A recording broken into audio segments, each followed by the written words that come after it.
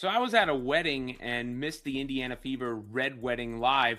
Caitlin Clark, one of those images, there's a few of them from the game that says it all, completely distraught as the Fever completely destroyed by the Portland Fire.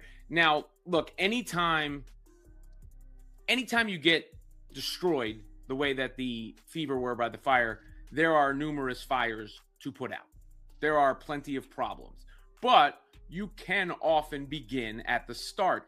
And the start of the collapse was Stephanie White subbing out Caitlin Clark, Aaliyah Boston, the starters, so early. Stephanie White reached her breaking point, and the entire arena felt the heat.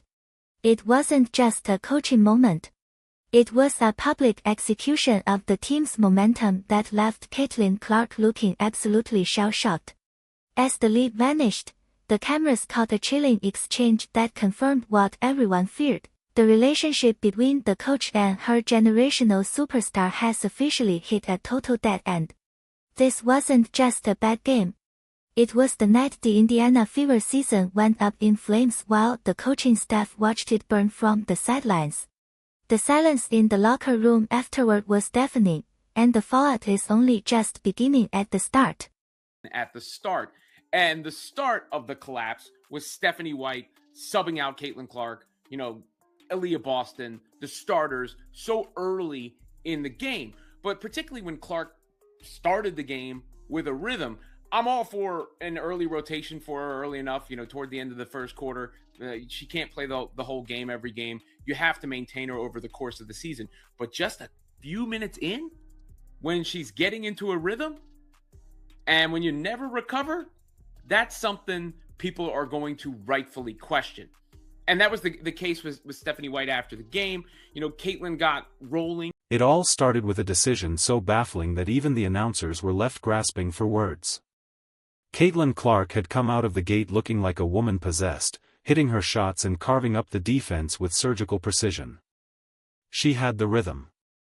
She had the energy, and the Fever were actually up by 6 points early. Then, in a move that felt like a glitch in the Matrix, Stephanie White pulled her from the floor barely 6 minutes into the first quarter. The atmosphere in the building shifted instantly from excitement to pure, unadulterated confusion, as the team's engine was sent to the bench for no apparent reason. Thing in their losses, really no accountability there. Okay, they played harder, our awareness was bad. And Caitlin had 3 assists in the first 3 minutes of the game, then both her and Aaliyah checked out, I think, around the 6:30 mark. Then Portland went on a 13-2 run. Just what was the reasoning for checking them out, or did either of them request a sub? Well, AB's still on a minutes restriction, so she's coming out. And typically that's around the same time that we've been taking Caitlin out before. We didn't in Golden State just because, quite honestly, we didn't Raven in that environment without another ball handler on the floor. So that's been our typical substitution pattern. The fans are calling it the Indiana Fever Red Wedding, because what followed was a complete and total slaughter. The moment Clark sat down, the Portland Fire ignited a devastating 13-2 run that flipped the game on its head.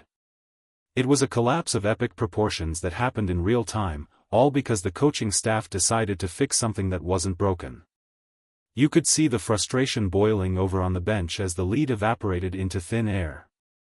It was the kind of tactical disaster that changes the trajectory of an entire season, leaving everyone wondering what White was actually thinking during those crucial minutes. Leaving him out there. So that's kind of a shot at Clark, really, attacking the matchups that they want, because it's no secret these teams are going right at Caitlin Clark. Now, we'll get to the Caitlin Clark part of that in a second, but it's also on the coach to adjust to how teams are going after you. Caitlin Clark is not the first star player who has been targeted by another team's offense. Now, Clark, after the game, seemed almost defeated. Impacting how you're able to play as a team defensively? Officiating wasn't our problem tonight. Caitlin, you obviously had 5 fouls in that. When the camera zoomed in on the sideline, the tension was thick enough to cut with a knife. Stephanie White was seen in a heated confrontation with Clark, and the body language spoke volumes about the state of the team. Clark looked defeated, her shoulders slumped, while White seemed to be doubling down on a strategy that was clearly failing. There was no more hiding the friction. It was out in the open for the world to see. This wasn't just a coach giving instructions. It was a clash of philosophies between a traditional system and a player who thrives on freedom and fast-paced transition play. That's bad defense there. But the thing about Caitlin is she's such a generational talent as far as creating for herself and others.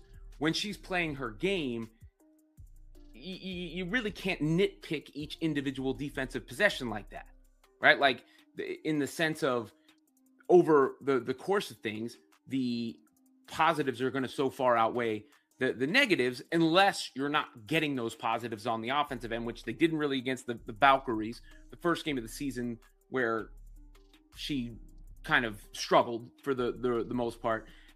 And then the post-game press conference was even more revealing, as Stephanie White scrambled to justify the collapse. Instead of taking ownership of the disastrous substitution patterns, she pointed the finger at the team's competitive spirit. She claimed Portland was simply the hungrier team, and that her players lacked the relentless effort needed to win. It was a classic case of a coach throwing her roster under the bus to deflect from her own tactical errors. When you have a talent like Clark and you're losing games by double digits, blaming hard overhead is a very dangerous game to play in such a high-stakes environment. Those players that are the ball in the paint and let them go to work. But yeah, I mean, they're a great team. That should never be the Fever strategy, to get the ball to the post players and let them go to work. Not with Caitlin Clark, not the way she plays, not the way she should be spreading the floor out, run some damn pick and rolls again. But that should never be the Fever's strategy. And you could see Caitlin and Aaliyah Boston on the sideline. There was definitely some sideline, camera work in this game, catching things, covering the mouth to make sure nobody hears them. Now that can all be strategy. It could be something else. Who knows what it is? They're obviously not happy about the situation. What makes this situation even more infuriating for fans is that Caitlin Clark had 3 assists in the first 2 minutes of the game. She was dialed in and feeding her teammates like a seasoned veteran, putting the Fever in a position to run away with the contest. But instead of letting her cook, the coaching staff stuck to a rigid, pre-planned rotation that completely ignored the flow of the game. It's the kind of overmanagement that kills player confidence and ruins the chemistry of a young team. By the time Clark was allowed back on the floor, the damage was already done, and the momentum was gone. There's also this sideline exchange with Clark and Stephanie White here. And this one is going to blow up, I'm sure. And you don't know the entire context. Coaches yell at players all the time. That's true. But in this case, it seems a direct, confrontation between Clark and Stephanie White. And the focus is on Clark. Then Raven Johnson comes in. I don't know if it was a sub because she was benched. I don't know if it was a sub because that's when they were going to sub anyway. I need more context to a conversation like that. But Stephanie White's excuse for the benching was even more bizarre, as she cited a typical substitution pattern as the primary reason. She argued that they wanted to maintain the same rhythm they had in previous games, completely ignoring the fact that every game is different. This robotic approach to coaching is exactly why the Fever are struggling to find consistency. In a league where adjustments are made on the fly, sticking to a script while your house is burning down is a recipe for disaster. The fans aren't buying it, and it's clear the players are starting to question the logic behind these decisions, too. It needs to be a turning point. It needs to be a turning point either where things change going forward or, things need to change going forward one way or the other. And Caitlin Clark needs the keys for the Indiana Fever, and you can't, expect them to do the same thing with the engine idling. And the focus is going to go, on Clark as it always does. But I think a lot of the criticism is going to head in Stephanie White's direction. The strategy for the night seemed to be a total departure from what makes this team special. Before the game, Clark mentioned that the goal was to get the ball inside to the post players and let them go to work. This felt like a forced narrative, a complete shift away from the high-octane floor spacing offense that highlights Clark's generational passing ability. trying to turn a Ferrari into a tractor is never going to work. Yet, that's exactly what the coaching staff tried to do. They neutered their biggest weapon in favor of a slow, predictable inside game that Portland sniffed out immediately. To make matters worse, Portland spent the entire night hunting Caitlin Clark on the defensive end. They used isolation plays and aggressive physical contact to get her into foul trouble early. It was a concerted strategy to take her out of the game mentally and physically, and it worked to perfection. Instead of helping her or adjusting the defensive scheme to protect their star, the coaching staff left her on an island. Clark eventually picked up 5 fouls, which only gave White more of an excuse to keep her off the court during the most critical moments of the second half. The sideline footage also caught Clark and Aaliyah Boston covering their mouths while talking, a clear sign that they are trying to communicate without the coaching staff or the cameras eavesdropping. This kind of secretive behavior usually points to a massive rift between the players and the management. They know how to play together, and they know what works on the court, but they seem to be being micromanaged into a corner. When your 2 best players have to hide their conversations just to get on the same page, you know there is a serious lack of trust within the organization. Even when the Fever tried to fight back, the roster construction issues were glaringly obvious. Signing players who end up with 0 points in significant minutes is a major red flag for the front office. There is a growing sentiment that the team lacks the international scouting and the depth needed to compete with the elite squads in the league. While all the focus is on Clark and White, the reality is that the supporting cast isn't being put in a position to succeed either. The lack of a secondary ball handler forced the team into a tailspin the second Clark was forced to sit. During the third quarter, the wheels completely fell off when Raven Johnson was subbed in after another heated exchange. It wasn't clear if this was a planned rotation or a disciplinary benching, but the timing couldn't have been worse. The team looked disjointed and confused, with no clear leadership on the floor. It was a chaotic mess that highlighted the lack of a cohesive vision from the top down. When a coach loses the locker room, these are the kinds of performances you see: uninspired, disorganized, and ultimately embarrassing for a franchise with such high expectations. Caitlin Clark herself looked uncharacteristically defeated in the post-game interviews. She took the blame for the fouls and said she needed to move her feet better, but you could see the spark was missing from her eyes. She's a player who thrives on emotion and swashbuckling play, yet she's being asked to tone it down and fit into a box that doesn't fit her. You want her playing with that fire, not apologizing for it. The coaching staff's attempt to dial back her intensity is backfiring in the worst way possible, and it's hurting the team's overall identity. The critics are now circling, and many are pointing the finger directly at Stephanie White's inability to adapt. A great coach builds a system around their best player. But White seems determined to do the opposite. She's trying to mold a generational talent into a standard system player, and it's causing a massive internal conflict. This isn't just about one loss. It's about the long-term development of the franchise's most valuable asset. If this power struggle continues, the Fever risk wasting a historic opportunity to build something special around a once-in-a-lifetime talent. Let's talk about the defense for a second, because it was a nightmare. Portland was able to run free for offensive rebounds and easy layups because the Fever were constantly out of rotation. White blamed the players' awareness, but much of that comes down to the defensive schemes being implemented. When players are constantly being subbed in and out in a frantic manner, they never get a chance to build the communication needed to stop an aggressive offense. It was a defensive meltdown that started with the coaching staff's inability to keep a consistent lineup on the floor. The typical substitution pattern excuse was further debunked when analysts looked back at previous games. While White claimed they did the same thing in Golden State, the context was entirely different. In this game, Clark was in a zone and pulling her out was a momentum killer that anyone with eyes could see. It felt like a decision made by a spreadsheet rather than a basketball coach.